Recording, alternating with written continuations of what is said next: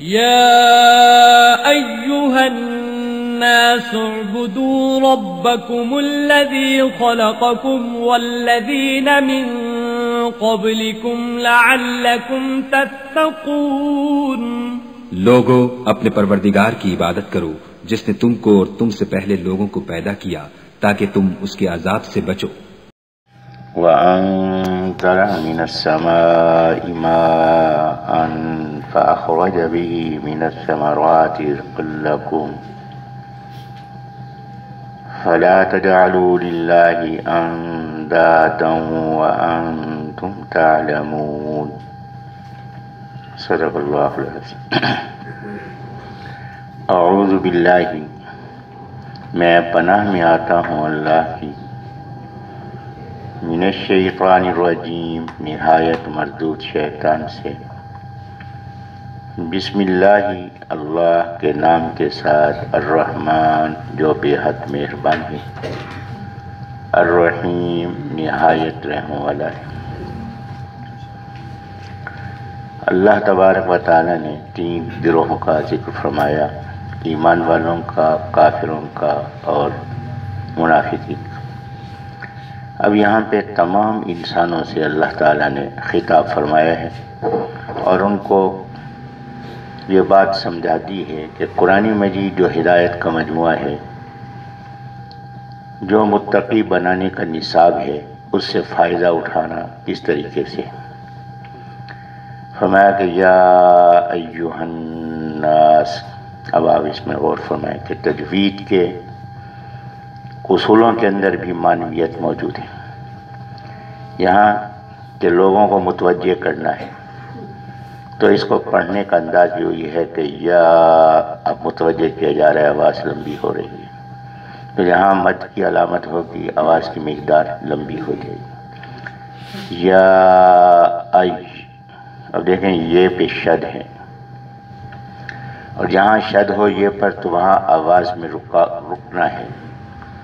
ایک ہے جزم، اگر جزم ہوتا تو ای پڑھتے اس کو، لیکن یہاں ای یہ ہے، یہ بھی متوجہ کرنے کا انداز ہے۔ یا ایہن، پھر نون پہ شد ہے، جہاں شد ہو وہاں آواز کی مقدار درمیانی ہوگی، اس کو ناک سے ادا کریں گے، اس کو اندر لے جاؤ کہ یہ بات تمہارے فائدے کی ہے، اس کو اندر لے جاؤ۔ یا ایہن الناس، اے لوگو، اے انسانوں، اگر اپنی انسانیت کی بقا چاہتے ہو اور انسان ہی رہنا چاہتے ہو، پھر تمہیں کیا کرنا چاہیے؟ پھر تمہیں اس کی طرف توجہ کرنی چاہیے اور اس کے لیے یہ کام اختیار کرنا چاہیے کہ انسان رہنا کیا ہے۔ کہ انسان تو یہ ہے کہ دنیا کے اندر تو انسانی شکل و صورت ہے۔ پہلی قوموں میں اللہ تبارک و تعالیٰ نے ان کے مزاج کے مطابق شکلوں کو تبدیل کیا، کہیں بندر بنا دیا، کہیں سور بنا دیا۔ اس امت کو اللہ تبارک و تعالی نے اجتماعی عذاب سے محفوظ رکھا نبی علیہ الصلوۃ والسلام کی دعاؤں کی وجہ سے۔ لیکن فرمایا کہ قیامت کے دن انسان جس مزاج کو اختیار کرنے والا ہوگا، جن صفات کو اختیار کرنے والا ہوگا، اسی صفت کی حالت میں ہوگا۔ نبی علیہ الصلوۃ والسلام نے فرمایا کہ میری امت کے کچھ لوگ ہوں گے جو قیامت کے دن انسانی شکل میں نہیں، چیونٹی کی جسامت میں کھڑے ہوں گے۔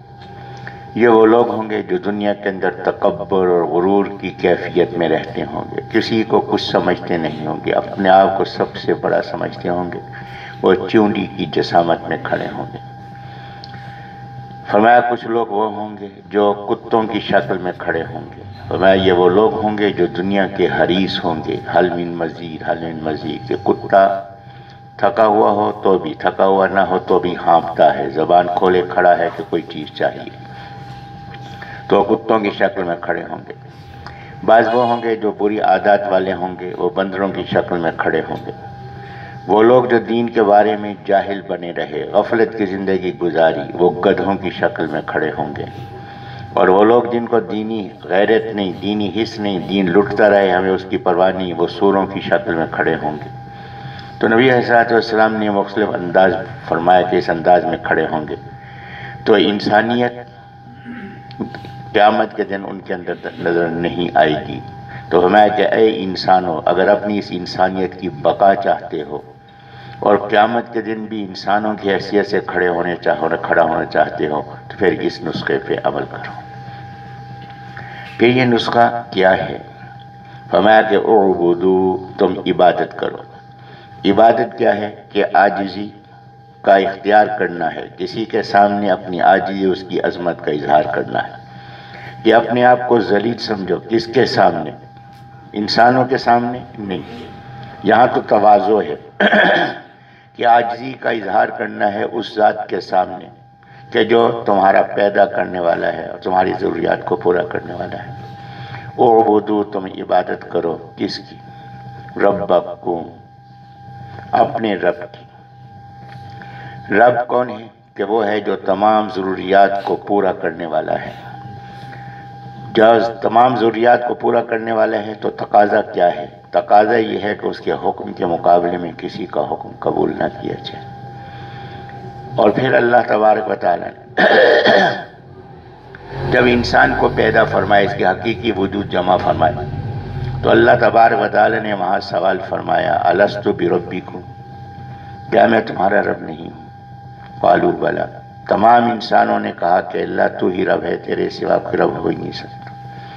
تو یہاں فرمایا کہ جس کو تم نے رب مانا ہے، وہاں اقرار کیا ہے کہ اللہ تو رب ہے، اسی رب کی عبادت کرو، اس کے سوا کسی اور کی عبادت مت کرو۔ ربکم الذی تمہارا رب ہے، ضروریات کو پورا کر رہا ہے، ایسے ضروریات کو پورا نہیں کر رہا، تھوڑا پھر غور کرو۔ الذی، وہ ہے جس نے خلقکم، پیدا کیا تم کو، تمہارا پیدا کرنے والا بھی وہ ہے، اس کو چھوڑ کر تو اپنے ہاتھ کے بنے ہوئے بتوں کو معبود بنا رہے ہو۔ خالق کو چھوڑ کر مصنوع کو، جس چیز کو تم نے بنایا ہے اس کو تم اپنا معبود بنا رہے ہو۔ کتنے تعجب کی بات ہے کہ وہ خالق ہے۔ جب وہ خالق ہے، اس نے پیدا کیا، اور تم اس کے مقابلے میں جس کو معبود بناؤ گے وہ دو چیزوں میں سے کوئی چیز ہوگی، یا مخلوق ہوگی یا مصنوع ہوگی۔ مخلوق کس کو کہتے ہیں؟ مخلوق جس کو پیدا کیا گیا۔ مصنوع کس کو کہتے ہیں؟ جس کو تم نے اپنے ہاتھوں سے بنایا۔ یا مصنوع کی پوجا کرو گے یا مخلوق کی پوجا کرو گے۔ تو مخلوق کی پوجا اور مصنوع کی پوجا کیا مناسبت رکھتی ہے؟ فرمایا کہ مناسبت نہیں رکھتی۔ مصنوع کی پوجا کیسے مناسبت رکھتی ہے جب مخلوق کی پوجا مناسبت نہیں رکھتی؟ عبادت تو کس کی جائے؟ خالق کی جائے۔ تو خلقکم، اس نے پیدا، الذی خلقکم، وہ جس نے پیدا کیا تمہیں، صرف تمہیں ہی نہیں، والذین من قبلکم، اور ان کو بھی جو تم سے پہلے تھے، ان کو بھی اسی نے پیدا کیا ہے۔ تو تمہارے آباء و اجداد بھی اسی کی مخلوق ہیں۔ تو یہاں پھر یہ بات قابل غور ہے کہ الذی خلقکم، وہ جس نے پیدا کیا تمہیں، والذین، اور ان کو جو من قبلکم، یہاں پھر اخفاء ہے کہ آواز کو درمیانی مقدار میں ناک میں لے جانا ہے کہ غور کرو، صرف تمہیں نہیں پیدا کیا، تمہارے آباء و اجداد کو بھی اسی نے پیدا کیا۔ اب آباء و اجداد کو پیدا کیا، جو ہمارے آباء و اجداد کا طریقہ یہ تھا کہ وہ ان بتوں کی عبادت کرتے تھے، یا فلاں چیز کو معبود مانتے تھے، یا فلاں کو حاجت روا مانتے تھے۔ ہم اپنے باپ دادا کے طریقے پہ ہیں، فرمایا ان باپ دادا کے طریقے پہ جو وہ بھی مخلوق ہیں، کہ ان کو بھی اللہ تبارک و تعالی نے پیدا فرمایا۔ فرمایا کہ یہ کیوں کیا؟ لعلکم تتقون، تاکہ تم بچ جاؤ۔ کس چیز سے بچ جاؤ؟ اللہ کے غضب سے بچ جاؤ، اللہ کے عذاب سے بچ جاؤ۔ دوسرا مفہوم لعلکم تتقون، تاکہ تم متقی بن جاؤ۔ تو اس کو اختیار کرو گے تو متقی بنو گے۔ اب انسان جن کا ذکر کیا گیا ہے وہ تین قسم کے، ایک ہیں ایمان والے، تو ایمان والوں سے خطاب ہے۔ جب ایمان والوں سے خطاب ہے تو وہ تو عبادت کر ہی رہے ہیں، تو یہاں مفہوم ہوگا ان کی نسبت سے کہ اعبدوا ربکم، اپنے رب کی عبادت پہ قائم رہو، اس میں کسی قسم کی شک اور شبہ کی کیفیت پیدا نہ کرنا، پھسلنا نہیں، اس پہ استقامت اختیار کرو۔ کفار سے کہ رب عبادت کرو اپنے رب کی، پہلے اس کو رب مانو، توحید کو اختیار کرو، وحدانیت کو اختیار کرو کہ وہی ہے جس نے تمہیں پیدا کیا ہے، اور پھر اس کی عبادت اختیار کرو۔ تو عبادت کے لیے ایمان شرط ہے۔ تیسری بات، تیسرا گروہ منافقین، کہ ان سے یہ ہے کہ اپنے اندر اخلاص پیدا کرو کہ اخلاص پیدا کرو عبادت کے لیے۔ عبادت کی قبولیت کے لیے، عمل کی قبولیت کے لیے بنیادی طور پر 3 باتوں کا ہونا ضروری ہے۔ سب سے پہلی بات، عقیدہ صحیح ہو، عقیدہ صحیح نہیں تو عبادت قبول نہیں۔ دوسری بات کہ وہ عبادت کا طریقہ خود اللہ سے ثابت ہو، اور اللہ سے ثابت کیسے معلوم ہوگا؟ وہ اللہ کے نبی علیہ السلام کے ذریعے سے معلوم ہوگا۔ تو شریعت سے ثابت ہو تو معلوم ہوا کہ اللہ پر ایمان، اللہ پر ایمان کے ساتھ کس پر ایمان؟ اللہ کے نبی علیہ السلام پر ایمان ہوگا تو طریقہ معلوم ہوگا۔ تیسری بات کہ عمل اخلاص نیت سے کیا جائے، اللہ کی رضا کے لیے کیا جائے، کوئی اور مقصود نہ ہو۔ جب اللہ کی رضا کے لیے کیا جائے گا تو ظاہر ہے کہ عقیدہ بھی درست ہو، عمل بھی شریعت کے مطابق ہو، اور نیت بھی خالص ہو۔ تو منافقین سے خطاب، تو منافقین سے بات کہ اپنی نیتیں درست کرو، اس ایمان کو صرف زبان تک نہیں بلکہ اس کو اپنے دل کے اندر اتارو۔ فرمایا کہ یا ایھا الناس اعبدوا، کہ لوگو عبادت کرو، ہر ایک کے لحاظ سے علیحدہ علیحدہ ہدایت ہے۔ اور پھر یہاں یہ بات قابل غور ہے، الذی خلقکم والذین من قبلکم، کہ وہ جس نے پیدا کیا تمہیں اور پیدا کیا ان کو جو تم سے پہلے تھے۔ تو جس وقت یہ قرآن مجید نازل ہوا تو وہ لوگ جو موجود تھے اللہ نے ان کو پیدا فرمایا، کیا ان کے بعد جو ہم پیدا ہوئے ہیں کیا ہمیں اللہ نے پیدا نہیں فرمایا؟ تو یہاں اللہ نے یہ نہیں فرمایا والذین من قبلکم والذین من بعدکم، کہ اللہ ان کا بھی خالق ہے جو تمہارے بعد ہوں گے، بعد کا ذکر نہیں فرمایا۔ کیوں؟ اس لیے ذکر نہیں فرمایا کہ یہ قرآن مجید کی دوسری آیت کی طرف، قل یا ایھا الناس انی رسول اللہ الیکم جمیعا، کہ اے نبی علیہ السلام آپ فرما دیں کہ اے انسانوں میں تم سب کی طرف رسول بنا کر بھیجا گیا ہوں۔ تو یہاں معلوم ہوا کہ یا ایھا الناس سے مراد نبی علیہ السلام کی امت ہے، اور نبی علیہ السلام کی امت قیامت تک کے لیے ہے، آپ کے بعد کسی نے بحیثیت نبی کے نہیں آنا۔ یہاں سے نبی علیہ السلام کی ختم نبوت کی طرف اشارہ ہو رہا ہے کہ اے لوگو کہ تم عبادت کرو، کس کی؟ اپنے رب کی، جس نے پیدا کیا تمہیں اور تم سے پہلوں کو۔ تو معلوم ہوا کہ یہاں خطاب قیامت تک کے تمام انسانوں سے ہے۔ جب قیامت تک کے تمام انسانوں سے ہے تو ختم نبوت کا اشارہ ہے کہ نبی علیہ السلام کے بعد کوئی بحیثیت نبی کے نہیں آئے گا۔ پھر ایک بات یہاں اور قابل غور ہے، فرمایا کہ لعلکم تتقون، لعل شاید، ایک لفظ استعمال ہوتا ہے لعل، ایک لفظ استعمال ہوتا ہے لیتا، جیسے کہا گیا لعل الشباب یعود، امید ہے کہ جوانی لوٹ آئے گی، کہ کمزور ہے، بیمار ہے تو علاج کرے گا، شفا ہو جائے گی تو جوانوں جیسی کیفیت پیدا ہو جائے گی۔ تو یہاں ہے امید۔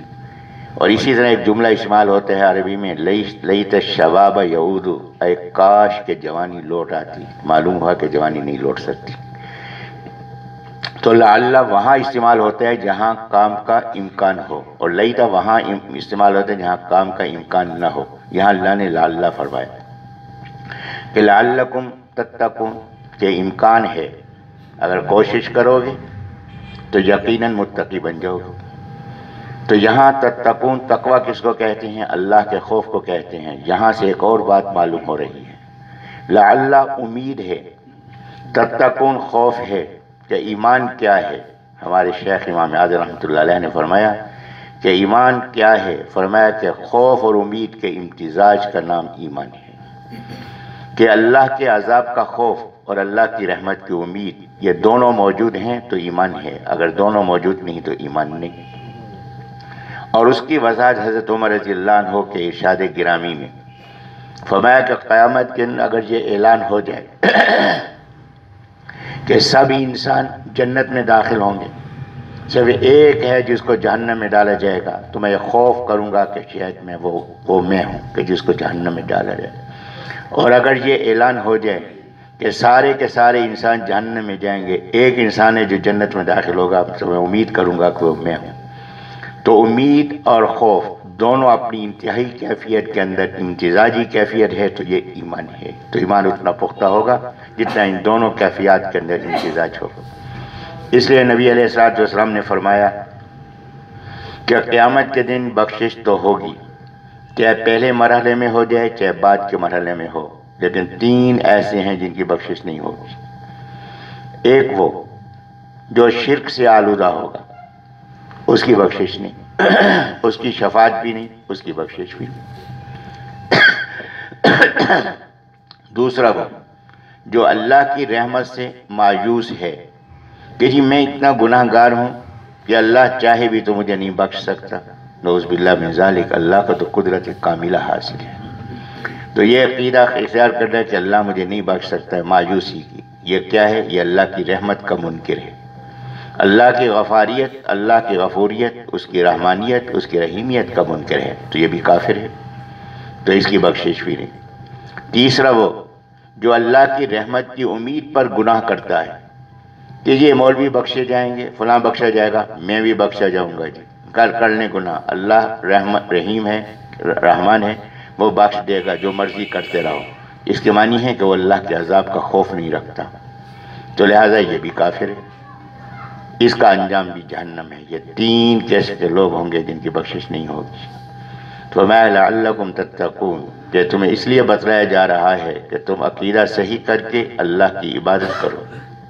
جب عبادت کرو گے اللہ کی تو پھر تم بچ جاؤ گے اللہ کے عذاب سے بھی اور اللہ کے غضب سے بھی، اور متقی بنو گے۔ جب متقی بنو گے پھر تمہارا انجام کیا ہوگا؟ اولئک علی ھدی من ربہم واولئک ھم المفلحون، کہ دنیا کے اندر استقامت نصیب ہوگی، آخرت میں کامیابی نصیب ہوگی۔ فرمایا پھر اللہ نے اپنا یہاں تعارف کرایا اور 5 دلائل بیان فرمائے ہیں اپنی توحید کے۔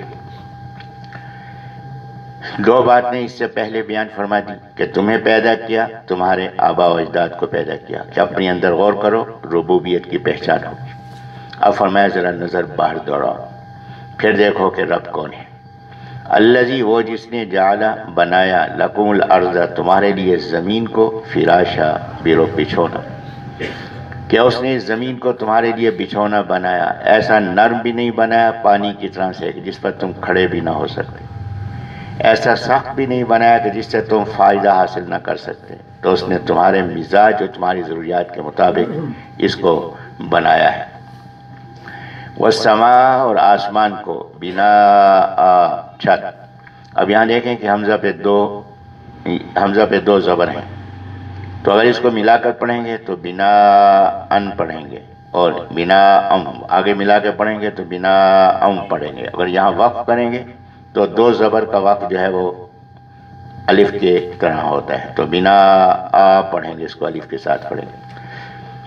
فرمایا کہ آسمان کو چھت بنایا، کہ آسمان سے تمہاری روشنی، کہ آسمان کے ذریعے سے تم روشنی حاصل کرتے ہو، آسمان سے تمہاری رہنمائی، کہ ستاروں کے ذریعے سے تم راستوں کا تعین کرتے ہو۔ تو ہمیں کہ یہ آسمان کی نعمت اس نے پیدا کی اور یہ زمین کی نعمت بھی اس نے پیدا کی۔ تیسری چیز، وَأَنزَلَ، اور اس نے اتارا، مِنَ السَّمَاءِ، آسمان سے، مَاءً، پانی۔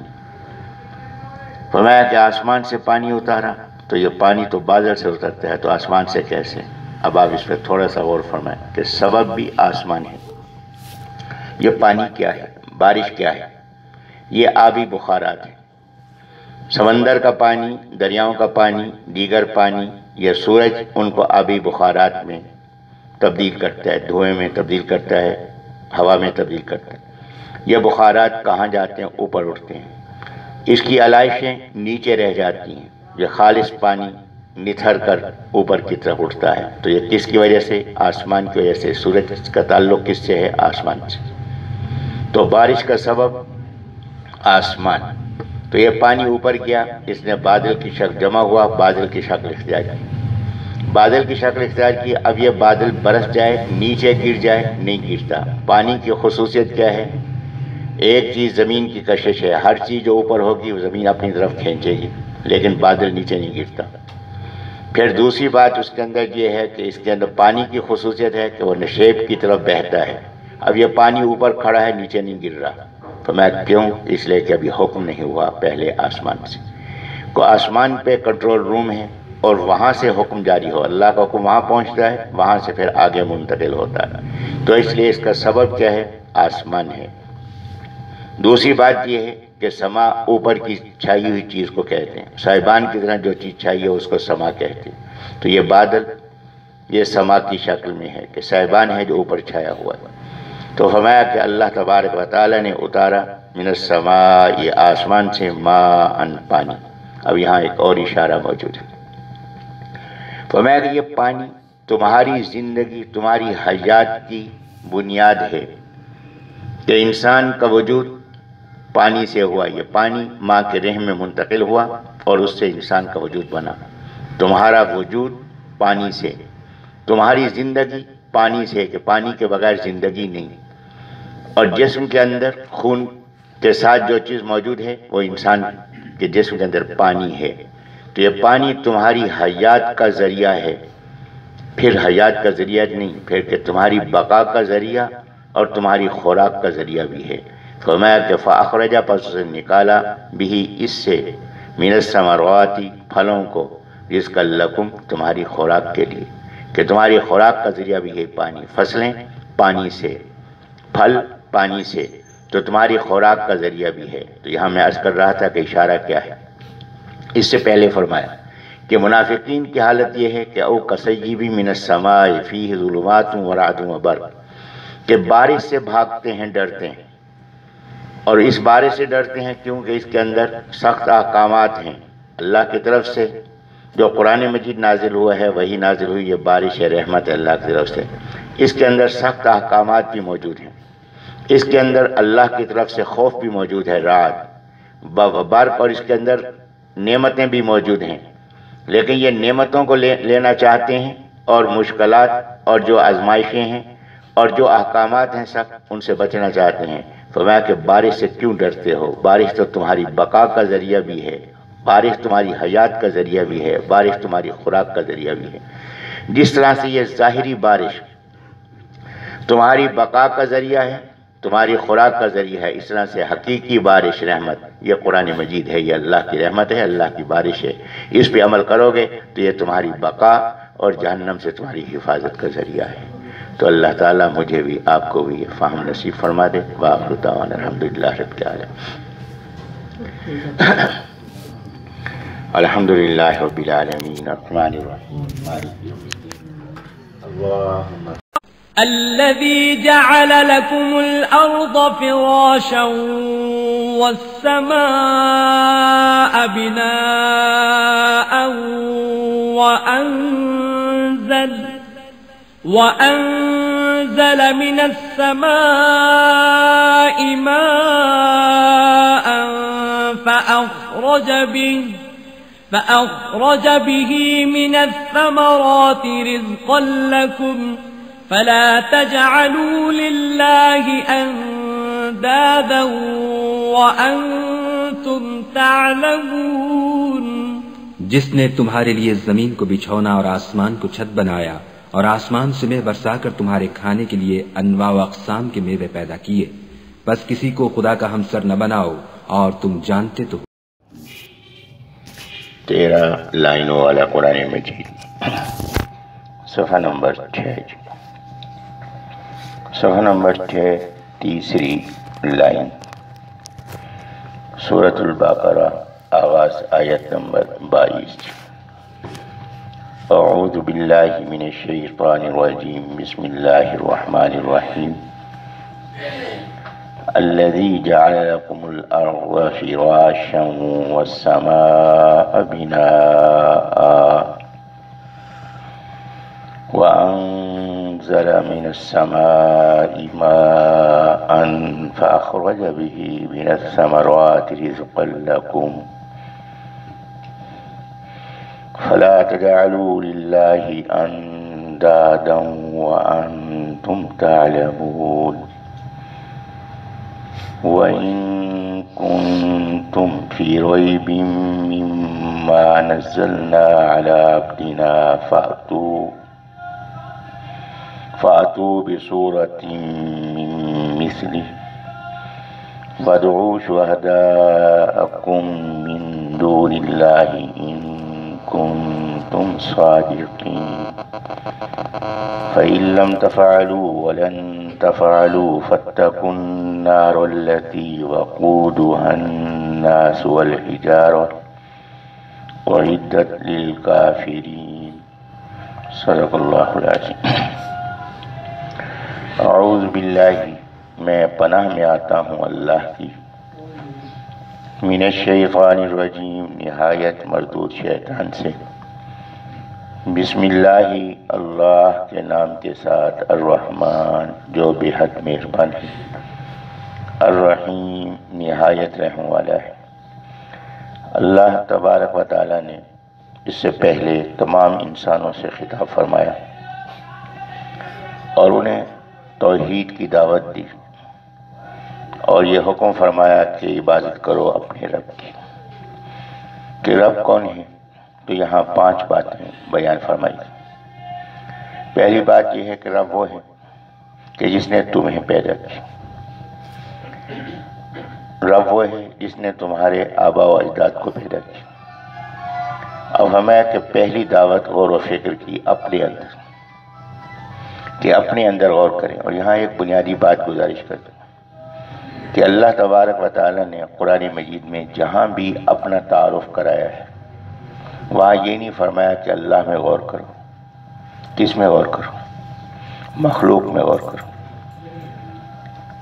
کہ یہاں اللہ نے دعوت دی کہ اپنے آپ پہ غور کرو کہ تمہیں پیدا کرنے والا کون ہے، اور پھر اپنی اس تخلیق پہ غور کرو کہ تمہیں اللہ نے جو جسم عطا فرمایا ہے، جسم کے اندر ہر عضو توازن اور اعتدال کے ساتھ ہے، اور انسان کی ضرورت کے مطابق دیکھنا، سننا، بولنا، پکڑنا، چلنا، اندر کا نظام، جگر، گردے، مثانہ، یہ ساری چیز، اس پہ غور کرو۔ یہ پورا ایک نظم ہے۔ یہ نظم خود بخود تو نہیں بن گیا، یہ نظام کوئی بنانے والا ہے۔ تو وہ ذات جس نے تمہیں یہ ساری نعمتیں عطا کی، تمہاری ضروریات کو پورا کیا، وہی تمہارا رب ہے، وہ اکیلا ہے۔ جب وہ اکیلا ہے تو عبادت بھی صرف اسی کی ہونی چاہیے، اس کے ساتھ کسی اور کی عبادت نہیں کی جا سکتی۔ پھر یہ کہ تمہارا سلسلہ چلا ہے آباء و اجداد سے۔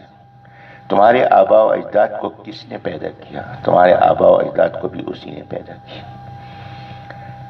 یہ 2 باتیں بیان فرما کے اب دعوت غور و فکر ہے اپنے باہر کی۔ اپنے باہر کی اشیاء کو دیکھو۔ تمہاری ضروریات باہر کی اشیاء پر منحصر ہیں، تو لہذا ان کی طرف غور کرو۔ تو سب سے پہلے متوجہ کیا زمین کی طرف۔ الذی، وہ جس نے، جعل لکم الارض، بنایا تمہارے لیے زمین کو۔ اس سے پہلے جعل یجعل کے معنی ڈالنا تھے، اس جگہ پہ جعل کے معنی بنانے کے۔ جعل لکم الارض، وہ جس نے بنایا تمہارے لیے زمین کو، فراشن، بچھونا۔ اب زمین سے انسان کا تعلق کیا ہے؟ زمین سے انسان کے تعلق 3 ہیں۔ پہلا تعلق اصل کا، بناوٹ کا، کہ انسان کہاں سے اٹھا ہے؟ اسی مٹی سے اٹھا ہے، کہ زمین کی مٹی سے انسان کا وجود بنا۔ تو پہلا تعلق زمین کا انسان کے ساتھ بناوٹ کا ہے کہ انسان کا جسم اسی زمین کی مٹی سے بنا ہے۔ پھر یہ کہ اس زمین سے انسان کی دنیاوی زندگی کی بقا اور دنیاوی زندگی وابستہ ہے، کہ اس زمین سے انسان خوراک حاصل کرتا ہے۔ انسان کی خوراک نباتات، انسان کی خوراک نباتات، نباتات میں اجناس کہ گندم ہے، جوار ہے، جو ہے، چاول ہے، یہ اجناس میں سے۔ انسان کی خوراک کس سے؟ پھلوں سے۔ پھل کہاں سے؟ زمین سے۔ تو انسان کی خوراک اور اس کی بقا اس زمین کے ساتھ ہے، تو فرمایا کہ اس زمین پہ تمہاری رہائش اور تمہاری خوراک، دونوں چیزیں، رہائش اور خوراک کس سے وابستہ؟ زمین سے وابستہ۔ یہ زمین کس نے پیدا کی؟ تم نے پیدا کی؟ نہیں، یہ اللہ نے پیدا کی۔ تو اس زمین کو تمہارے لیے فراشن بچھونا بنایا، درمیانی کیفیت میں بنایا، نہ اتنی سخت کہ تم اس سے فائدہ نہ اٹھا سکو، نہ اتنی نرم کہ تم اس سے کوئی کام نہ لے سکو، کہ اللہ نے ایک توازن کی کیفیت میں۔ اب دیکھیں کہ ہر چیز توازن، اعتدال کے ساتھ ہے۔ جب اعتدال کے ساتھ ہے تو آگے اسی صورت میں فرمایا وَكَذَلِكَ جَعَلْنَاكُمْ أُمَّةً وَسَطًا، کہ تمہیں اعتدال والی امت بنایا، لہذا اعتدال کو تم اختیار کرو۔ یہ بھی نہیں کہ دنیا داری کو بالکل چھوڑ دو اور راہب بن کے عبادت میں لگ جاؤ، یہ بھی مقصود نہیں۔ دنیا داری کے اندر مبتلا ہو جاؤ اور اپنے رب کو بھول جاؤ، یہ اپنے آپ کو تباہ و برباد کرنا ہے۔ اعتدال کی کیفیت کو اختیار کرو۔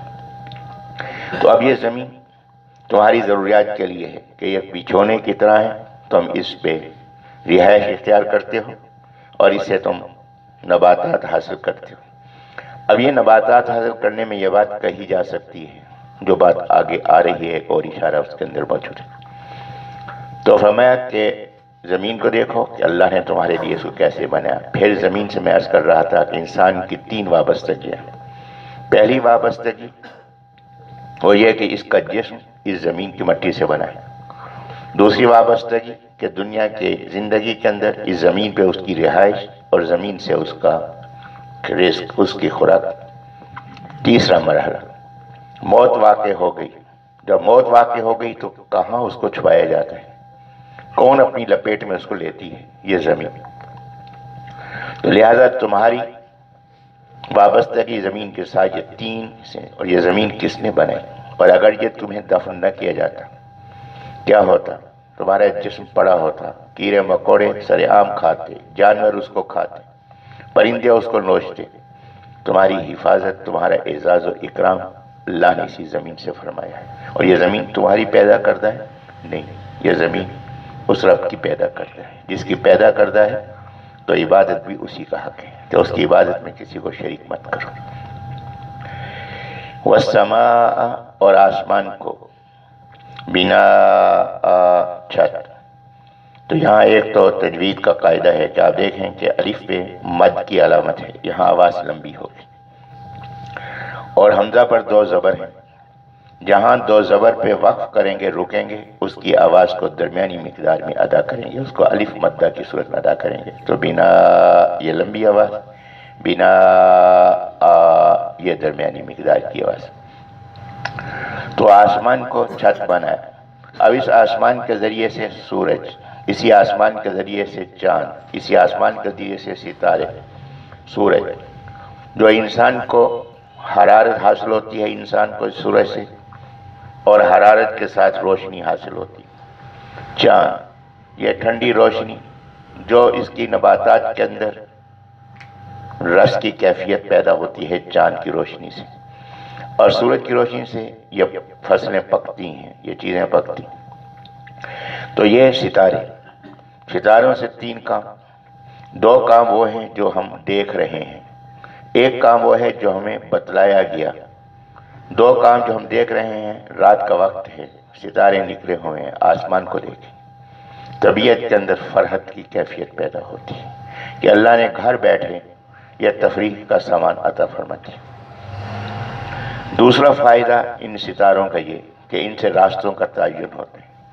آپ کے بحری جہاز والے، ہوائی جہاز والے، یہ جتنے بھی روٹ بنتے ہیں یہ ستاروں کی بنیاد پہ بنتے ہیں۔ تیسری خبر قرآن مجید نے دی کہ یہ ستارے یہ حفاظت کا ذریعہ ہیں کہ جب جنات قریب جاتے ہیں آسمان میں تو اس ستاروں سے شعلے نکلتے ہیں، ان پر پڑتے ہیں اور وہ قریب نہیں آ سکتے۔ تو فرمایا کہ یہ 3 فائدے ستاروں کے، 2 تو تمہیں نظر آ رہے ہیں اور ایک تمہاری حفاظت کا جو اللہ نے نظام کیا ہے وہ ہم تمہیں بتا رہے ہیں۔ تو یہ ستارے، اس کا تعلق کس سے؟ آسمان سے۔ تو آسمان کی حیثیت چھت کی ہے، وہاں سے تمہیں روشنی بھی مل رہی ہے، تمہیں حرارت بھی مل رہی ہے، تمہیں رہنمائی بھی مل رہی ہے۔ اس لیے نبی اسلام نے فرمایا نا کہ صحابی کا نجوم، کہ میرے ستارے، میرے صحابہ کرام ہم ستاروں کی طرح ہیں۔ ستارے زمین کا راستہ بتلاتے ہیں. صحابہ کرام رضی اللہ عنہم کی اتباع اور پیروی یہ آخرت کے راستے کی ہدایت کا ذریعہ ہے. تو فرمایا کہ اس آسمان کی طرف دیکھو. اور پھر اسی طرح اللہ تبارک و تعالیٰ نے دیگر جگہ فرمایا ان فی خلق السماوات والارض واختلاف اللیل والنہار، کہ دیکھو غور کرو. کس پہ غور کرو؟ زمین پہ غور کرو، آسمان پہ غور کرو. کس پہ غور کرو؟ رات اور دن کے نظام پہ غور کرو. کائنات کی جتنی اشیاء ہیں وہ دو قسم کی ہیں. ایک کو کہتے ہیں جوہر، ایک کو کہتے ہیں آراس، جواہر آراس. ایک قسم ہے جواہر کی، ایک قسم ہے عوارض کی. جواہر وہ چیزیں جو اپنا وجود ظاہر کرتی ہیں کسی اور ذریعے کے بغیر، اور عوارض وہ ہیں کہ جو اپنا وجود ظاہر کرتی ہیں جواہر کے ذریعے سے. کپڑا یہ جوہر ہے. رنگ یہ عوارض میں سے ہے کہ رنگ تبھی ظاہر ہوگا جب کسی چیز پر ہوگا، دیوار پہ ہوگا، کپڑے پہ ہوگا، کاغذ پہ ہوگا، کسی چیز پہ ہوگا، نظر آئے گا. تو یہ عوارض میں سے ہے. چہرہ یہ جواہر میں ہے. غصہ یہ عوارض میں ہے. چہرہ ہوگا تو غصہ نظر آئے گا، چہرہ نہیں ہوگا تو غصہ نظر نہیں آئے گا. تو یہ جواہر. تو یہاں اللہ تعالیٰ نے فرمایا کہ زمین اور آسمان یہ جواہر میں، رات اور دن یہ عوارض میں. فرمایا کہ عوارض پہ غور کرو، جواہر پہ غور کرو، تمہیں وجود معلوم ہوگا کس کا؟ اللہ کا، کہ یہ نظام اللہ نے قائم فرمایا. پھر یہاں اللہ تبارک و تعالیٰ نے 5ویں بات بیان فرمائی. پہلی بات اپنے آپ پہ غور، دوسری بات آباء و اجداد پہ غور، تیسری بات زمین پہ غور، چوتھی بات آسمان پہ غور. اب یہاں 5ویں بات بیان فرمائی جا رہی ہے. وَأَنزَلَ، اور اس نے اتارا، من السماء، آسمان سے، ماءً، پانی، آسمان سے پانی اتارا. اب آسمان سے جو پانی اتارنا کیا ہے کہ آسمان سبب ہے اس پانی کا. پہلی بات یہ ہے کہ یہ آبی بخارات کی شکل میں پانی کثافتوں سے پاک ہو کر اوپر کی طرف اٹھتا ہے. کس وجہ سے؟ سورج کی گرمی کی وجہ سے. سورج کی وجہ سے یہ اٹھتا ہے. تو سورج کا تعلق کس سے ہے؟ آسمان سے. تو اس کا آغاز ہوا کس سے؟ سورج سے. سورج سے آغاز ہوا تو بارش کا آغاز کس سے؟ آسمان سے. یہ آبی بخارات اوپر کی طرف اٹھے، انہوں نے بادلوں کی شکل اختیار کی. اب بادلوں کی شکل اختیار کرنے کے باوجود اب یہاں دیکھیں، یہ بات کل کے درس میں بھی گزارش کی گئی تھی کہ اب یہاں یہ بات دیکھیں کہ بادل پانی سے بھرا ہوا ہے، لیکن زمین کی کشش کے باوجود نیچے نہیں گر رہا. اس کو چاہیے تھا یہ ٹکڑا زمین پہ گر جاتا، لیکن نہیں گر رہا. پانی کی صفت نشیب کی طرف بہنا. پانی اوپر ہے، ہم نیچے ہیں، تو پانی کو خود بخود نہیں بہنا چاہیے کہ نہیں، حکم کا منتظر ہے. اور یہ حکم اس کو کہاں سے ملے گا؟ یہ حکم ملے گا پہلے آسمان سے. کہ پہلے آسمان کے کنٹرول روم سے حکم ہوگا تو بادل برسے گا، اگر نہیں ہوگا تو بادل نہیں برسے گا. تو لہٰذا اس کا تعلق بھی آسمان سے ہے. تو میں کہ اتارا اس نے، اللہ تبارک و تعالیٰ نے، تمہارے رب نے، آسمان سے ماء، پانی. اور اس سے پہلے یہ بات گزارش کی گئی تھی کہ اس سے پہلے رکوع میں، اس سے پہلے جو رکوع جو سورہ بقرہ کا دوسرا رکوع ہے، تو میں یہ وہ ہیں منافقین جو بارش میں ڈرتے ہیں، کیونکہ اس کے بارش کے اندر یعنی آسمان سے اللہ نے جو قرآن مجید نازل کیا یہ تیز بارش ہے، اس کو روکنا کسی کے بس کی بات نہیں. وہاں قرآن مجید کی حفاظت، اس کی فضیلت بیان فرما دی.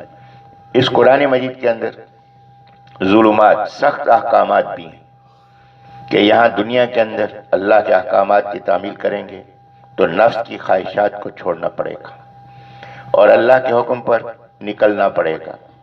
اس کے اندر یہ ہے کہ اپنی اصلاح بھی ہوگی، دوسروں کو بھی دعوت دیں گے، تبلیغ کا کام بھی کریں گے، جہاد اور قتال کا کام بھی کریں گے. تو یہ سارے کام انجام دینے ہیں تو یہ مشکل کام ہے. کاروبار کو چھوڑنا ہے، خواہشات کو چھوڑنا ہے، آرام کو چھوڑنا ہے. تو اس کی وجہ سے وہ منافقین بھاگتے ہیں جو فائدے کی چیز کو دیکھتے ہیں اور محنت اور قربانی کو اختیار نہیں کرتے. اب یہاں اللہ تبارک و تعالیٰ نے ظاہری بارش کی مثال بیان فرمائی کہ یہ جو بارش ہے یہ کون اتارتا ہے؟ تو یہ بارش کیا ہے؟ نقصان دہ چیز ہے یہ بارش تمہارے فائدے کی ہے۔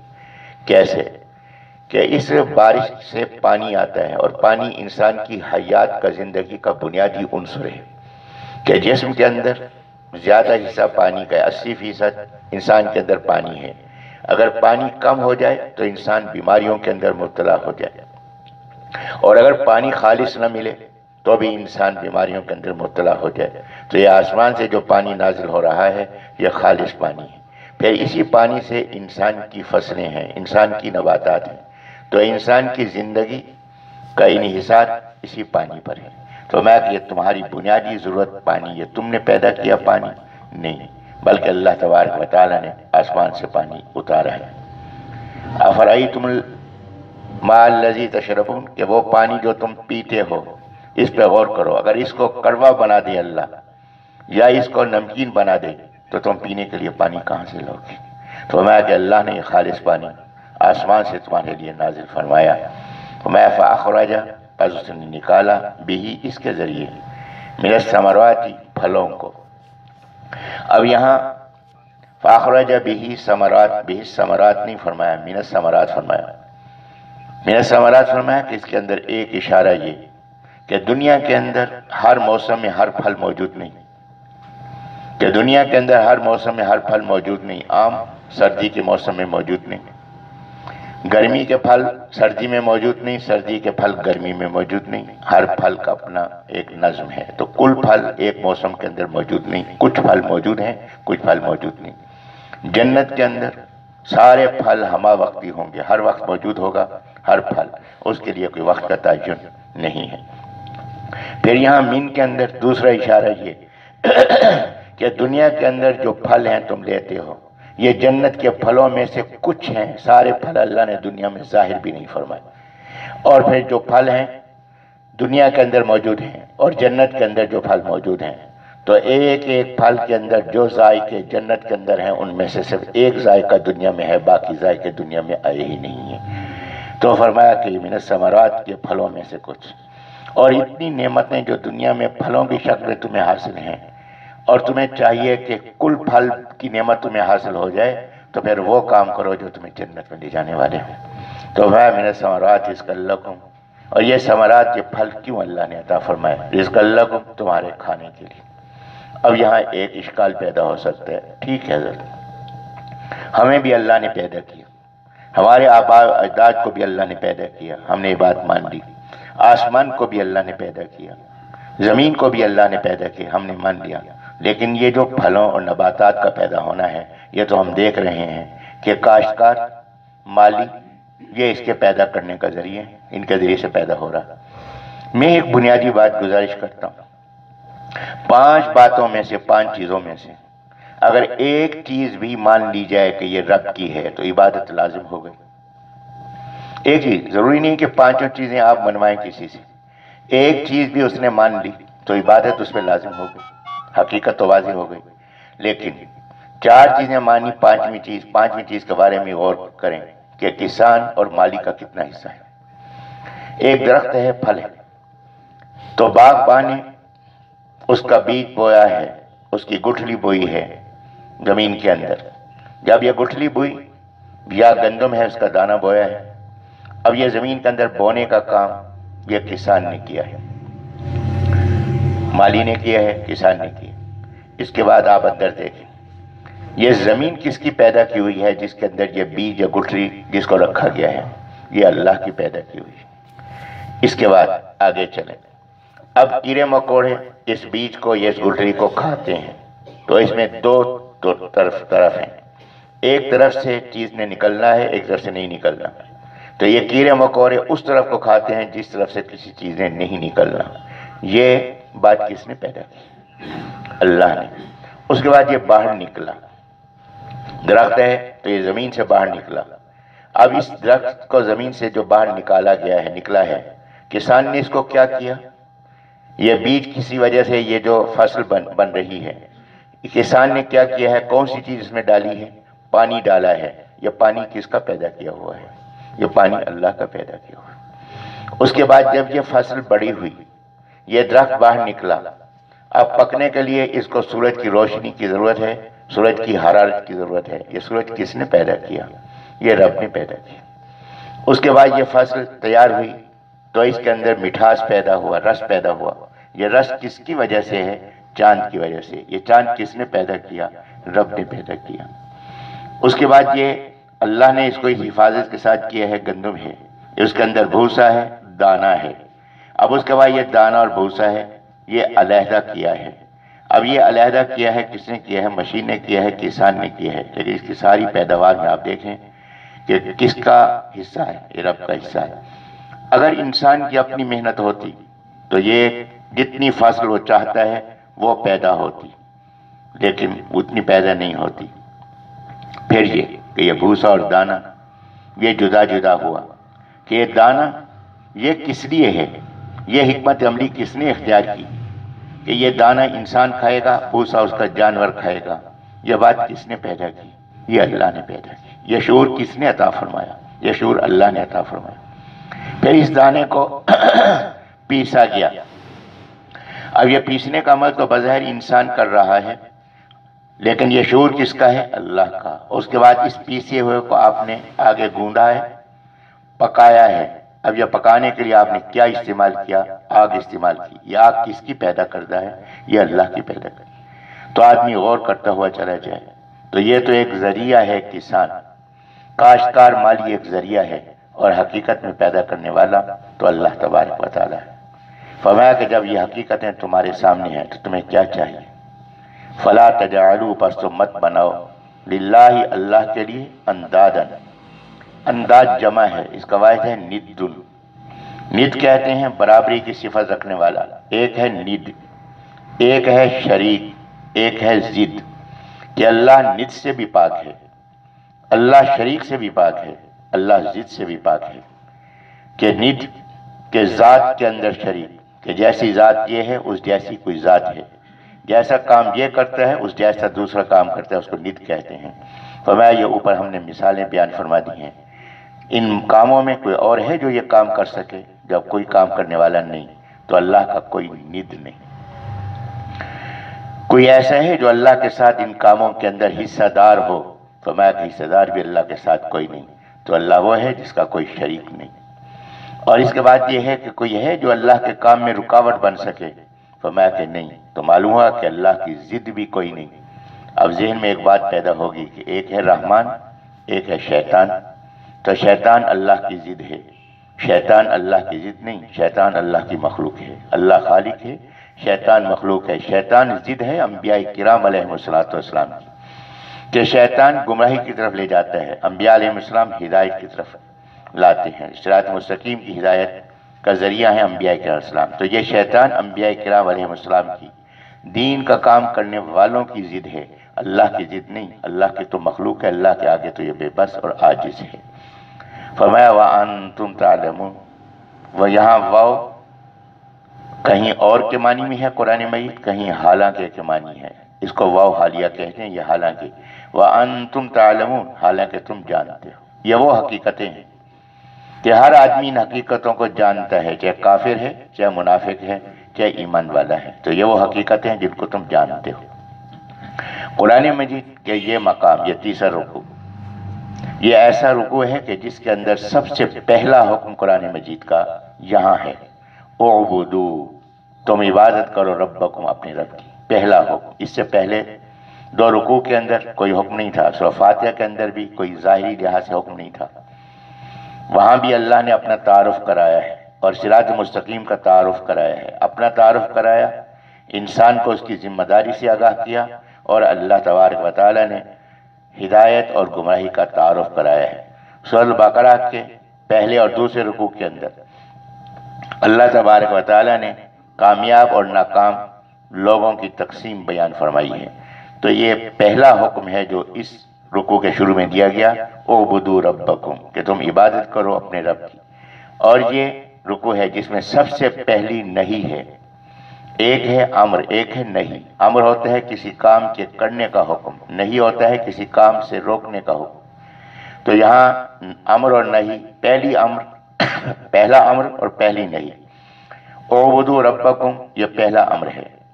فلا تجعلوا للہ اندادا، کہ اللہ کے ساتھ برابری کرنے والے مت بناؤ، یہ پہلی نہیں ہے۔ تو قرآن مجید کی پہلی نہیں یہ ہے کہ شرک سے اپنے آپ کو بچاؤ، اور پہلا حکم ہے کہ عبادت کرو جس کی اللہ تبارک و تعالیٰ کی۔ تو اللہ کی عبادت کرنا ہے اور اپنے آپ کو بچانا ہے، کس سے؟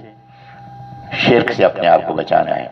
اس لیے فرمایا نبی پاک صلی اللہ علیہ وسلم نے کہ جب میں معراج پہ گیا تو اللہ نے جو 3 تحفے عطا فرمائے، 3 نعمتیں عطا فرمائیں، ان میں ایک تو یہ 5 وقت کی نماز ہے، جو شروع میں 50 نمازیں تھیں، پھر اللہ نے تخفیف فرما کے جب نبی علیہ السلام واپس تشریف لائے چھٹے آسمان پر، تو موسیٰ علیہ السلام نے فرمایا کہ حضرت کیا لائے؟ فرمایا کہ میری امت 3 نمازیں نہیں پڑھ سکی، آپ کی امت 50 نمازیں کیسے پڑھے گی؟ حضرت واپس تشریف لے گئے، اللہ سے درخواست کی کہ اللہ اس میں تخفیف فرمائے۔ اللہ نے 5 نمازیں کم فرما دی۔ اسی طرح 9 بار حضرت تشریف لے گئے، 45 نمازیں کم ہو گئیں، 5 نمازیں رہ گئیں۔ پھر حضرت موسیٰ علیہ السلام نے فرمایا، اب نبی علیہ السلام نے فرمایا کہ 5 نمازیں کم ہوئی ہیں، باقی 5 رہ گئیں، اگر یہ 5 بھی معاف ہو گئیں تو میری امت کے پاس اللہ سے تعلق کی کون سی صورت باقی رہے گی؟ تو لہٰذا یہ 5 جو ہیں یہ اب میں درخواست نہیں کرتا۔ اب جب درخواست نہیں کی، اللہ تبارک و تعالی نے فرمایا کہ اللہ کے حکم میں تبدیلی نہیں آتی، ہمارا حکم 50 نمازوں کا ہے اور یہ حکم برقرار رہے گا، لیکن صورت یہ ہوگی کہ آپ کی امت پڑھے گی 5 اور ہم اس کو عطا کریں گے 50 کا اجر عطا فرمائیں۔ اگر پھر بھی نماز میں انسان سستی کرے تو اس سے بڑھ کے بد نصیب کون ہو سکتا ہے؟ تو یہ لہٰذا اللہ تبارک و تعالی نے یہاں پہلا حکم فرمایا اور پہلی نہیں جو اللہ تبارک و تعالی نے اس مقام پہ فرما دی۔ اور پھر نبی علیہ السلام کو میں عرض کر رہا تھا کہ وہاں جو اللہ نے 3 تحفے امت کے لیے دیے، ایک نماز کا، دوسرا سورۃ البقرہ کی آخری 2 آیتیں، اسی سورت کی آخری 2 آیتیں، آمن الرسول سے بما انزل الیہ من ربہ والمؤمنون سے لے کر فانصرنا علی القوم الکافرین تک۔ نبی علیہ السلام نے اس بات کی خواہش فرمائی کہ میرا جی چاہتا ہے کہ میرے ہر امتی کو یہ 2 آیتیں یاد ہوں، اگر یاد نہ بھی ہوں تو بھی رات کو پڑھ کے سویا جائے۔ فرمایا یہ 2 آیتیں پڑھ کے تم سو جاؤ، پوری رات عشاء کی نماز پڑھی ہو اور فجر کی نماز جو اپنے وقت پہ ادا کریں، میں یہ پوری رات نیند کے مزے لیتا رہے، اللہ کے نزدیک یہ عبادت کرنے والا شمار ہوگا۔ اور تیسری نعمت جو عطا فرمائی وہ یہ کہ فرمایا کہ میں آپ کے ہر امتی کو انجام کار جنت میں داخل کروں گا، مگر شرط یہ ہے کہ وہ شرک سے آلودہ نہ ہو۔ اور نبی علیہ السلام نے بھی بات ارشاد فرمائی کہ میں اپنے گناہگار امتی کی شفاعت کروں گا، اس شرط پر کہ جو شرک سے آلودہ نہ ہو۔ تو یہ پہلا حکم ہے عبادت کا کہ عبادت صرف اللہ کی، اور پہلی نہیں اس بات کی کہ اللہ کے برابر کسی کو نہیں ماننا۔ جب اللہ کے برابر کوئی ہے ہی نہیں، ہے ہی اللہ، تو پھر کام کس کے لیے کرنا چاہیے؟ تو اللہ کے لیے۔ تو یہ توحید بیان فرمائی۔ اس کے بعد آگے کہ یہ عبادت اپنی مرضی کی نہیں کرنی، عبادت کس کی مرضی کی کرنی ہے؟ اللہ کی مرضی کی کرنی ہے۔ اور اللہ کی مرضی کہاں سے معلوم ہوگی؟ وہ اللہ کے نبی علیہ السلام سے معلوم ہوگی۔ تو یہاں اللہ تبارک و تعالیٰ نے اپنی توحید بیان فرمائی، اس کے بعد نبی پاک صلی اللہ علیہ وسلم کی رسالت بیان فرمائی، اور رسالت کے بیان کے لیے کہ حضرت کی رسالت اور نبوت کی پہچان کیا ہے۔ حضرت کی نبوت اور رسالت کی پہچان یہ قرآن مجید ہے۔ تو اللہ تبارک و تعالیٰ نے فرمایا یہ قرآن مجید اللہ کی طرف سے نازل ہوا ہے، نبی پاک صلی اللہ علیہ وسلم کا بنیادی معجزہ ہے، اور اگر تمہیں یہ دعویٰ ہے کہ نبی علیہ السلام نے خود بنایا ہے اس قرآن مجید کو، تو تم سارے مل کر اس جیسی کوئی ایک چھوٹی سی صورت بنا کر دکھا دو۔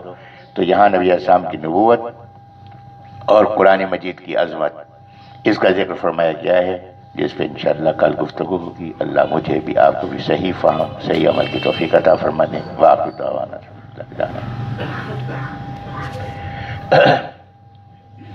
الحمدللہ رب العالمین الرحمن الرحیم مالک یوم الدین اللہم صلی وسلم وبارک علی سیدنا ومولانا محمد وبارک وسلم۔